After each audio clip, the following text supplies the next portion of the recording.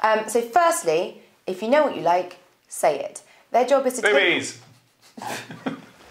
Sorry.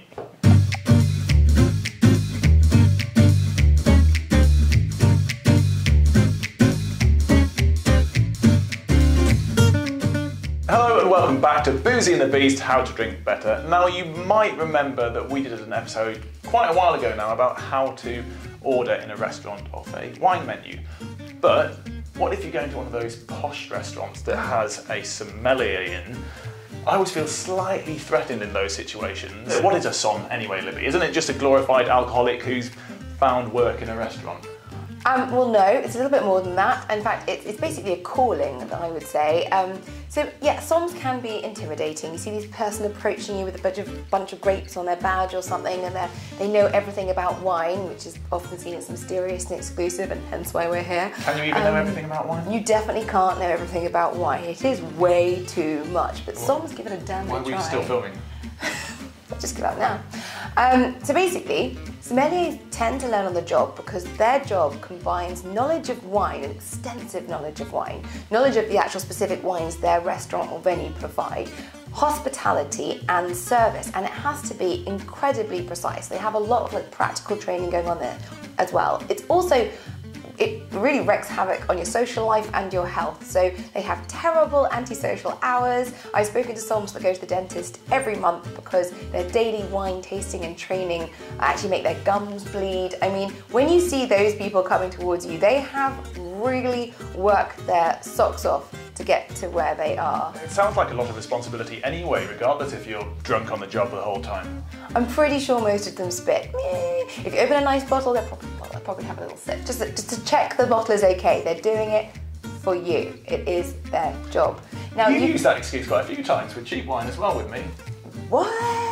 I'm doing it for you. You can train to be a Somm. Basically, you've got the WSET qualifications, but then you've got the Court of Master Sommeliers. So you've got the Certified Somm, the Advanced Certified Somm, and then finally the big earners, hopefully maybe the Master Sommeliers.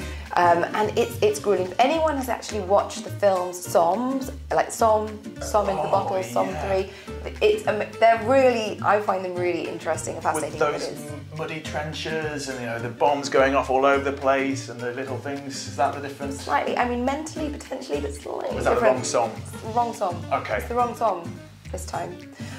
Basically, putting themselves through all of that means that these people are generally wine fanatics, they're wine addicts, they're wine junkies. They're bitches, they're lovers, they're childs, they're mothers. They might be all of those things too, but essentially they are passionate about wine. They do it for the love, and therefore they want to talk about it. And their role is to find the perfect wine for you. So they could actually be our friends in a restaurant. We shouldn't be threatened by them, is what you're saying. They are totally on board you, consumer, and here are a few things that will help you with Somm speak if you're feeling a bit unsure about what you want. Well, great, I actually studied languages. You have my attention. Where do we start, Libby? Firstly, if you know what you like, say it. Their whole job is to decipher kind of what you mean and read you as a person on your palate. So if you say, for example, I really like a dry red wine. Now, most wines are actually dry, but what you probably mean is you like a tannic wine, so it has that drying effect on your tongue, giving it structure. So that they'll know that, and they'll be able to choose an appropriate bottle. So firstly, just say what you actually like. Secondly, if you've had something recently that you have enjoyed, then also describe that to them. You could say, oh, I was recently on holiday in Greece, maybe, and I had this great Assertico. Do you have anything similar to that?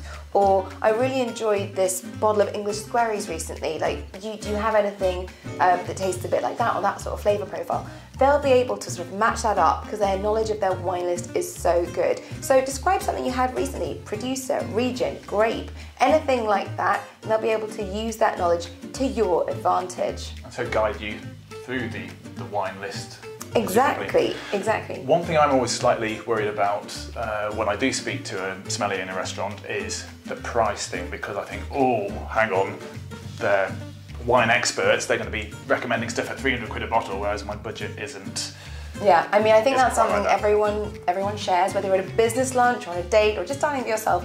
I do think it's a British thing as well. We don't like to talk about money. We don't like to label the cash, but actually naming your budget is a gift to a Somm, because otherwise they'll be like giving you ideas of bottles that are actually getting on the money, pun intended. So what you could do, if you don't want to actually name a figure, and I can understand that, what you could say is, we're looking for something around this, and point at a bottle that's around about in your budget range, or maybe that's the max, you know, and point at something else. You just point at the menu. In which case, I recommend the Coca-Cola. Have some tap water and enjoy. A bit of council juice on the house. But yeah, giving a budget to a Somm is a gift, because that really helps them hone down, especially if you've led with, I'm looking for this, I'm looking for that. And of course, if you're eating in a restaurant, then it's going to pair with your food. So you could just say, I'm thinking of ordering the fish or the tagliatelle. What wine would you pair with that for around this? That sort of thing is going to go down really well with any Somm. And finally, what grows together goes together, which I've often said. So if you're in an Italian restaurant, maybe start looking at the Italian wines. And you know, if you're in that sort of restaurant with a food theme, start looking at wines from that region, because they're probably going to know it really well and have excellent wines. My last 2 points on any Somm serving, they'll obviously pour a small taster to you to sort of see if the wine's nice before they pour it for all the guests, if you've ordered the wine. So what you should generally do to not look like to sort of fake that you know what we're doing is, you do a swirl, you do a sniff, you do a sip, you look to the middle distance and look slightly confused, and then you nod your approval, like this.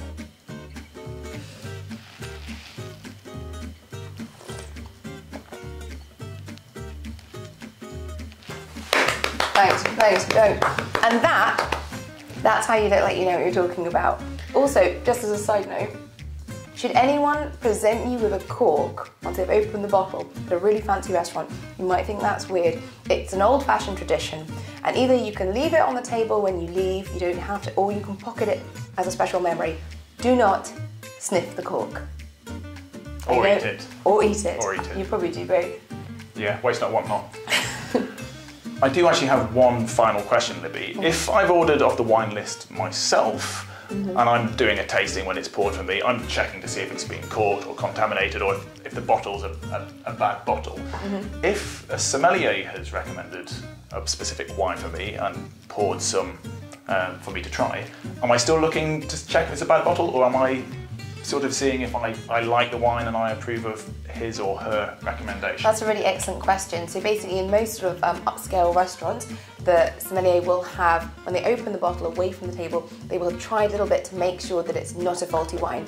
And as I just demonstrated, they'll often pour you a taste. It's kind of politeness, because they would have already checked, but for you to check if it's a faulty wine. It's not really, like when you're doing most wine tastings, it's not really to check if you happen to like the wine or not. It's checking for a wine fault. If, however, the Somm has recommended a wine and you're just not really a fan of it, then it's worth talking to them, actually speaking to them, because they are just people trying to please you. That is their goal. So say, you know what, I don't think, don't do the nod and smile thing. Just say something like, you know, this really isn't hitting the spot for me. I'm so sorry. Are there any other options, or something like that, and wait to see how they respond. It's not great etiquette to send back a perfectly great bottle of wine that is not your personal preference, but the point is, it's for you. It is there to pair with your meal and your tongue. So if you don't like it, speak to them. They're human beings, and they are there to help you. Well, thanks for that, Libby. So what you're saying is your experience with a Somm shouldn't be a battle. No, it shouldn't. In fact, you should tip them, because it takes a heck of a lot to get that little badge. In which case, cheers! Here's to Somm enchanted evening.